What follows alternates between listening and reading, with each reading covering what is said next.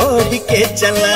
ओढ़नी ओढ़े जोगे हो गइलू बबुनिया, ओढ़निया तनी ओढ़ के चला। ओढ़ के चला न दहिया तोड़ के चला, ओढ़ के चला न दहिया तोड़ के चला। रब जी दिहले पाड़े ऐसन जब जावनिया, ओढ़निया काहे ओढ़ के चली। रब जी दिहले पाड़े ऐसन जब जावनिया, ओढ़निया काहे ओढ़ के चली। ओढ़ के चली हो काहे ओढ़ के चली, हाय ओढ़ के चली चाहे दहिया तोड़ के चली। ताना मारे लागी, ताना मारे लागी नाता सारी दुनिया, ओढ़निया रानी ओढ़ के चला। रब जी दिहले पाड़े ऐसन जब जावनिया, ओढ़निया काहे ओढ़ के चली।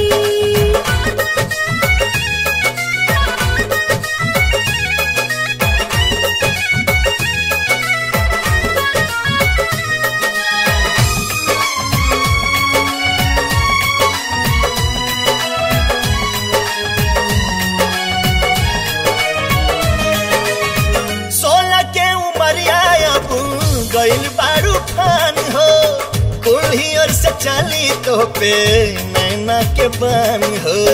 केहू के भी जोर नहीं हो,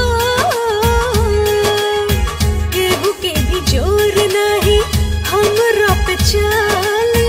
देखे वाला खड़े खड़े हाथ अपन माली। ओढ़ा तारो काहे,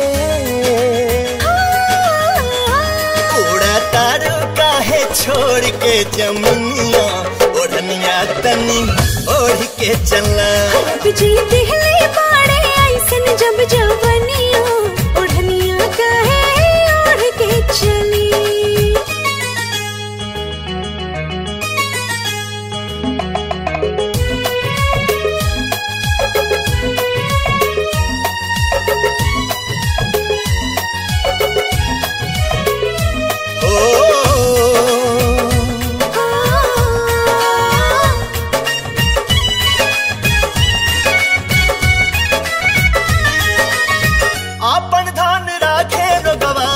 बक्सा में मून के जवानी जगावा अपने सैया खाती चुन के। चाहे हम जैसे रखे,